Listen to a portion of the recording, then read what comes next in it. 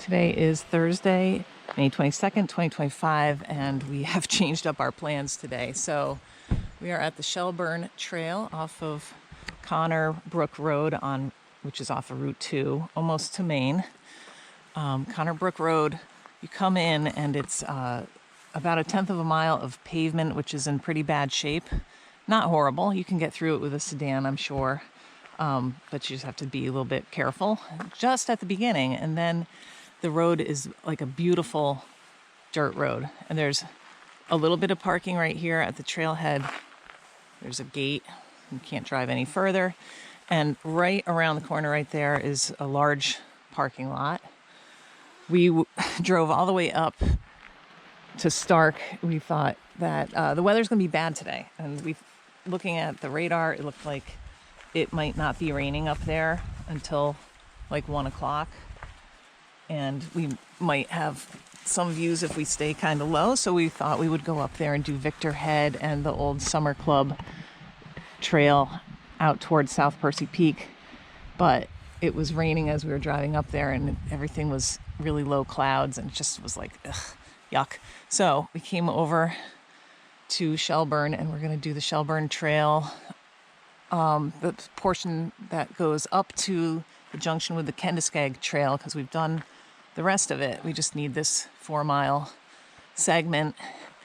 And it was spitting a little bit. It's not raining right now. We've got rain gear with us. And our plan is to go up to that junction, and then there's an abandoned trail, Carlton Notch Trail. It goes over to 2 500 highest peaks, Howe and East Howe. I read some trail reports. It looks like people they find little pieces of the abandoned trail, but they don't really use it. But we're going to see what the weather's like and how we feel and whether we are feeling up to bushwhack. And if we are, we will probably do both of those instead of leaving Howe on its East Howe. I mean, Howe is pretty close. It would be a short bushwhack. East Howe would make it longer. So we'll see how it is. And all right, we're off. I don't know what time it is. It's 9:30. We did a lot of excess driving, so we'll see how it goes. I expect to get wet today. About 3/4 of a mile in now. I think the first 1.5 miles, maybe a little more, is on this old road. So it's been super fast going. It's lightly sprinkling. And we've seen a good-sized moose has come down this trail while it was muddy at some point. Kind of post-holed it. And we also saw some extremely fresh scat. I think it was bobcat. Not sure. All right, this is easy going so far. I'm at 2.05 miles now, and this is like the end of the road, I guess. Although it got a little rougher for the last 1/10 of a mile. It was more like a single track, but we have a little herd pathy thing that the road probably continued this way. There's some water feature right down here. Maybe I'll check it out. And then an arrow for the trail. And the cairn, and this is the end of the road. Let's go see what's over here.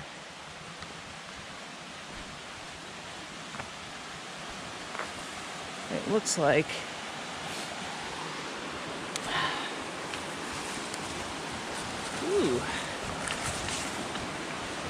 a little bit of a gorge. Let's see.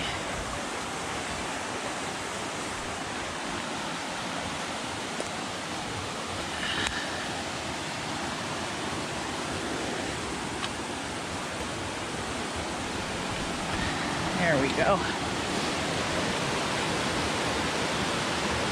That's a pretty cool rock. Got a little waterfall there and a pool.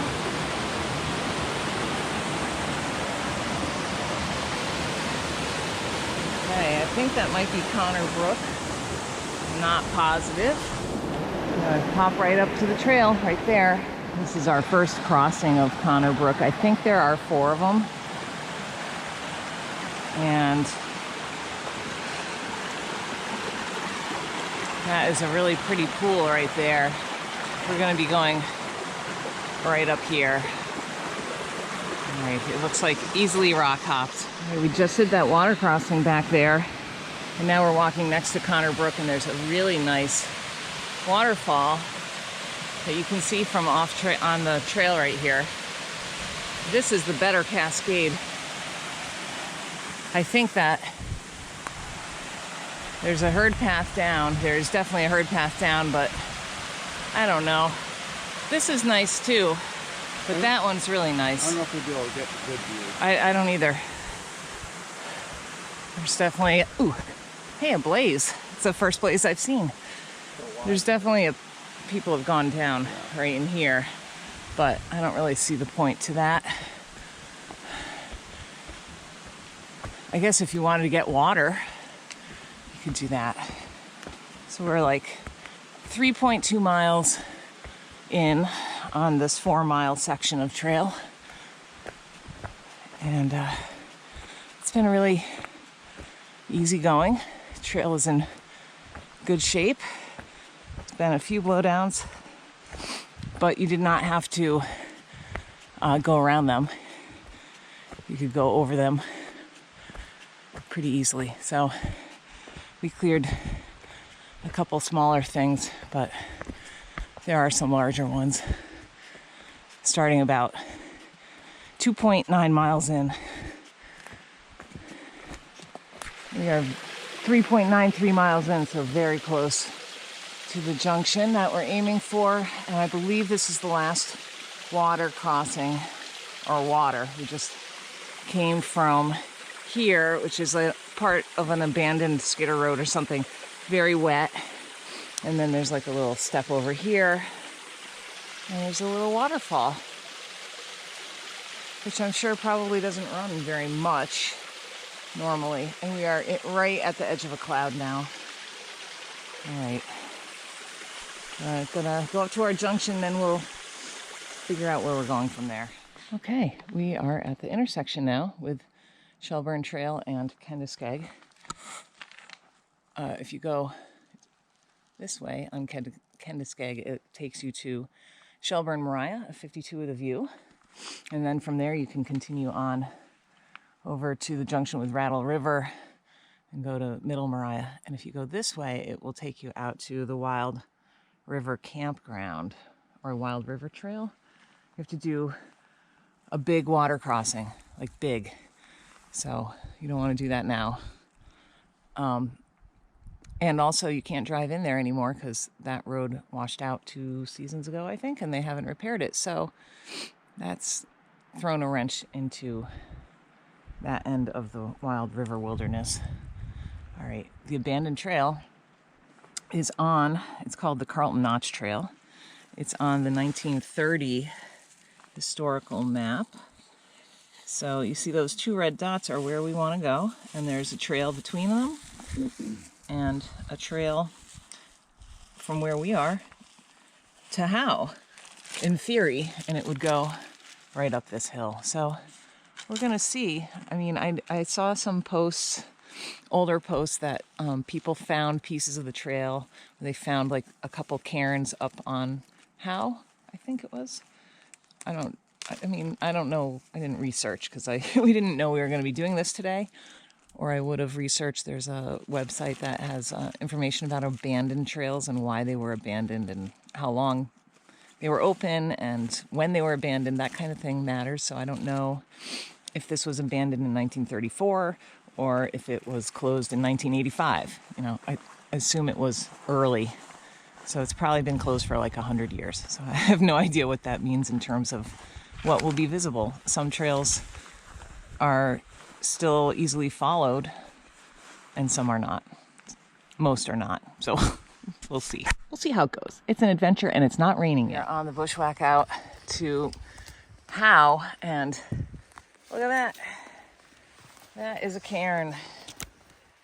I'm following the track that is on the old 1930 map, and I'm trying to stay dead on it, and 99% of it does not look like a trail.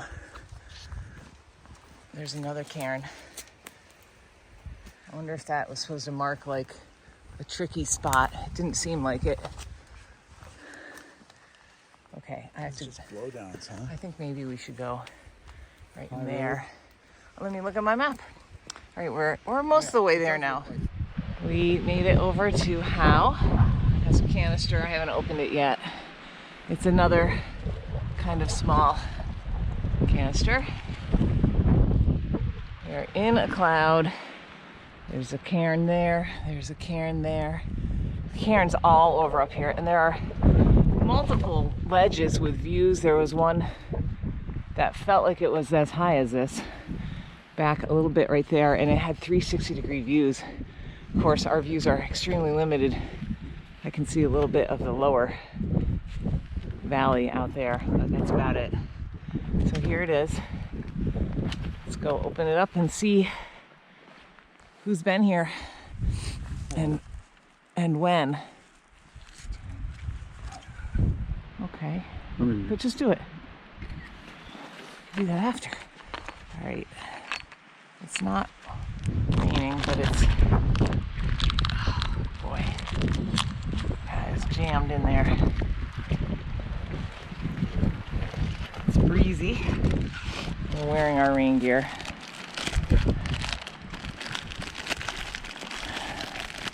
And hold that bag. Try here. Canister does not say hiker ed in it. Looks like there's 2 books. Alright, I can hold. You're gonna need a pen. Let's hold this for a minute. Okay. Let's see when it was this placed. one has That looks new-ish. 20 Pear Frost. Oh, Pear Frost set it up, this book. 2024.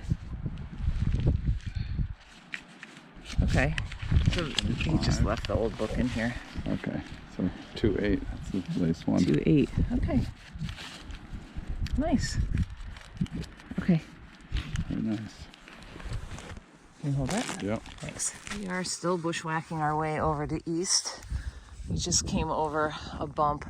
There's been a bunch of bumps, and there will be a bunch more. We came down. That was short and steep, not too bad. Now we're in this open area, and it has tons of red trillium blooming still, which I haven't seen any lately. Like, they all passed. They're all over the place in here. We're in the call. One of them. Yeah. It's a flat area. I think this is the largest open space between all the bumps, but there might be another one that's equally large. Fair amount of moose poop up here.